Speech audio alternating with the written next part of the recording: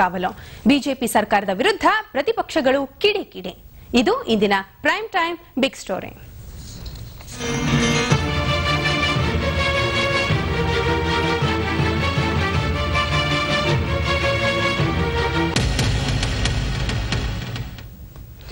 ಮಂಗಳೂರು ಮೂರನೇ ದಿನವೂ ಬಂದ್ ಆಗಿದೆ. ಮತಾಂತರ ಖಂಡಿಸಿ ಶ್ರೀರಾಮ ಸೇನೆ ಕರೆ ನೀಡಿದ್ದ ಮಂಗಳೂರು ಬಂದ್ಗೆ ಉತ್ತಮ ಪ್ರತಿಕ್ರಿಯೆ ವ್ಯಕ್ತವಾಗಿದೆ.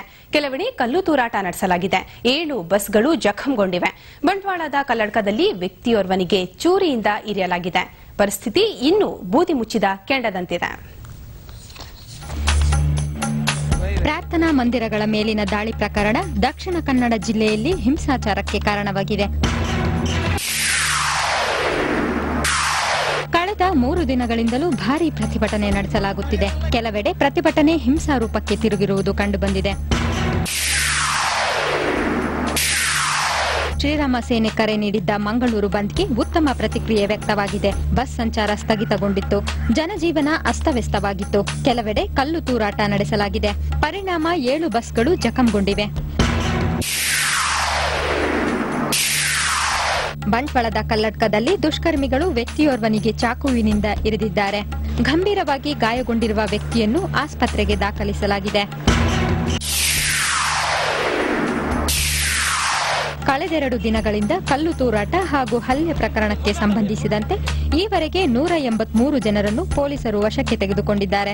ಗೃಹ ಸಚಿವ ವಿಎಸ್ ಆಚಾರ್ಯ ಸ್ಥಳದಲ್ಲೇ ಮೊಕ್ಕಂ ಹೂಡಿದ್ದು ಪರಿಸ್ಥಿತಿ ಅವಲೋಕಿಸುತ್ತಿದ್ದಾರೆ. ವೆನ್ಲಾಕ್ ಆಸ್ಪತ್ರೆಗೆ ಭೇಟಿ ನೀಡಿ ಗಾಯಗೊಂಡ ಪೊಲೀಸರ ಆರೋಗ್ಯ ವಿಚಾರಿಸಿದ್ದಾರೆ. ಘಟನೆಗೆ ಕಾರಣರಾದವರ ವಿರುದ್ಧ ಕಠಿಣ ಕ್ರಮ ಕೈಗೊಳ್ಳುವ ಭರವಸೆ ನೀಡಿದ್ದಾರೆ. ಹಲವೆಡೆ ಪರಿಸ್ಥಿತಿ ಶಾಂತವಾಗಿ ಕಾಣಿಸಿದರೂ ಬೂದಿ ಮುಚ್ಚಿದ ಕೆಂಡದಂತಿದೆ. ಮುಂಜಾಗೃತಾ ಕ್ರಮವಾಗಿ ಬಿಗಿ ಭದ್ರತೆ ಕೈಗೊಳ್ಳಲಾಗಿದೆ. ಚಾಮರಾಜನಗರ ಹಾಗೂ ಮೈಸೂರಿನಿಂದ ಹೆಚ್ಚುವರಿ ಪೊಲೀಸ್ ಪಡೆಯನ್ನು ಕರೆಸಿಕೊಳ್ಳಲಾಗಿದೆ. ಕಳೆದೆರಡು ದಿನಗಳಿಂದ ಉದ್ವಿಗ್ನಗೊಂಡಿದ್ದ ಮಂಗಳೂರು ಈಗ ಶಾಂತಗೊಂಡಿದೆ. ಬಂದ್ ಹಿನ್ನೆಲೆಯಲ್ಲಿ ಇಂದು ಮುಂಜಾನೆ ಒಂದೆರಡು ಕಲ್ಲು ತೂರಾಟದ ಹಾಗೂ ಚೂರಿ ಇರಿತದ ಘಟನೆ ಹೊರತುಪಡಿಸಿದರೆ ಜಿಲ್ಲಾದ್ಯಂತ ಈವರೆಗೆ ಯಾವುದೇ ಅಹಿತಕರ ಘಟನೆ ಸಂಭವಿಸಿಲ್ಲ. ಪರಿಸ್ಥಿತಿ ಬೂದಿ ಮುಚ್ಚಿದ ಕೆಂಡದಂತಿದ್ದರೂ ನಾಳೆಯಿಂದ ಮಂಗಳೂರು ಸಹಜ ಸ್ಥಿತಿಯತ್ತ ಮರಳುವ ಎಲ್ಲಾ ಲಕ್ಷಣಗಳು ಕಂಡುಬರುತ್ತಿದೆ. ಕ್ಯಾಮರಾಮನ್ ಲ್ಯಾನ್ಸಿ ಡಿಸೋಜಾ ಅವರೊಂದಿಗೆ Kiran news Sirsikar, ETV news, Mangaluru. ತನ್ನ ಅಂಗಸಂಸ್ಥೆಗಳ ಮೂಲಕ ಬಿಜೆಪಿ ಗಲಭೆ ಸೃಷ್ಟಿಸುತ್ತಿದ್ದು ರಾಜ್ಯದಲ್ಲಿ ಭೀತಿಯ ವಾತಾವರಣ ನಿರ್ಮಿಸುತ್ತಿದೆ ಎಂದು ಪ್ರತಿಪಕ್ಷ ನಾಯಕ ಮಲ್ಲಿಕಾರ್ಜುನ ಖರ್ಗೆ ಆರೋಪಿಸಿದ್ದಾರೆ. ಪ್ರಾರ್ಥನಾ ಮಂದಿರಗಳ ಮೇಲೆ ನಡೆದ ದಾಳಿ ಪ್ರಕರಣದ ಬಗ್ಗೆ ನ್ಯಾಯಾಂಗ ತನಿಖೆ ನಡೆಸಬೇಕು ಎಂದು ಖರ್ಗೆ ಒತ್ತಾಯಿಸಿದ್ದಾರೆ.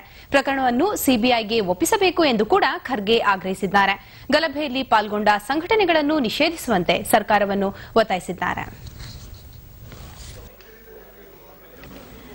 ಮಂಗಳೂರಿನಲ್ಲಿ ದಾಳಿಗೊಳಗಾದ ವಿವಿಧ ಪ್ರಾರ್ಥನಾ ಮಂದಿರಗಳಿಗೆ ಪ್ರತಿಪಕ್ಷ ನಾಯಕ ಮಲ್ಲಿಕಾರ್ಜುನ ಖರ್ಗೆ ಭೇಟಿ ನೀಡಿದರು.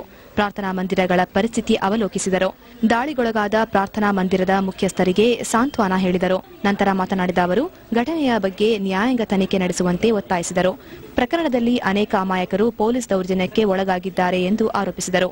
ದೌರ್ಜನ್ಯಕ್ಕೆ ಕಾರಣರಾದ ಪೊಲೀಸ್ ಅಧಿಕಾರಿಗಳ ವಿರುದ್ಧ ಶಿಸ್ತು ಕ್ರಮ ಜರುಗಿಸುವಂತೆ ಆಗ್ರಹಿಸಿದರು.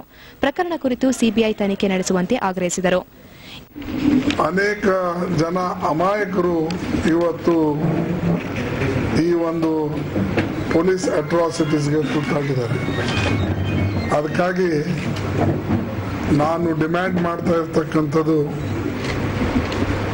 ಇಲ್ಲಿ ನಡೆದಂಥ ಘಟನಾವಳಿ ಬಗ್ಗೆ ಒಂದು ಜುಡಿಷಿಯಲ್ ಪ್ರೋಬ್ ಆಗಬೇಕು. ಸಿಟ್ಟಿಂಗ್ ಹೈಕೋರ್ಟ್ ಜಡ್ಜ್ ಇದರ ಎನ್ಕ್ವೈರಿಯನ್ನು ಮಾಡಬೇಕು. ಯಾರು ತಪ್ಪಿತಸ್ಥರಿದ್ದಾರೋ ಅವರಿಗೆ ಶಿಕ್ಷೆಯನ್ನು ಕೊಡಬೇಕು.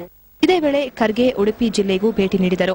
ಪ್ರಾರ್ಥನಾ ಕೇಂದ್ರಗಳಿಗೆ ನಡೆದ ದಾಳಿಯ ನಂತರ ಪೊಲೀಸರು ಲಾಠಿ ಚಾರ್ಜ್ ನಡೆಸಿರುವ ಬಗ್ಗೆ ಸಿಬಿಐ ತನಿಖೆಯಾಗಬೇಕೆಂದು ಖರ್ಗೆ ಒತ್ತಾಯಿಸಿದರು. ಗಲಭೆಯಲ್ಲಿ ಪಾಲ್ಗೊಂಡಿರುವ ಸಂಘಟನೆಗಳನ್ನು ನಿಷೇಧಿಸಬೇಕೆಂದು ಆಗ್ರಹಿಸಿದರು.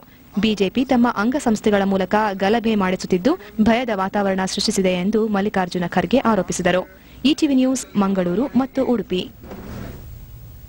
ರಾಜ್ಯದಲ್ಲಿ ಮತಾಂತರ ನಿಷೇಧ ಕಾನೂನು ಜಾರಿಗೆ ತರುವ ಅವಶ್ಯಕತೆ ಇಲ್ಲ ಎಂದು ಕಾಂಗ್ರೆಸ್ ಹೇಳಿದೆ. ಚರ್ಚ್ಗಳ ಮೇಲಿನ ದಾಳಿ ಹಿಂದೆ ಸರ್ಕಾರದ ವ್ಯವಸ್ಥಿತ ಸಂಚು ಇದೆ ಎಂದು ಅದು ಆರೋಪಿಸಿದೆ.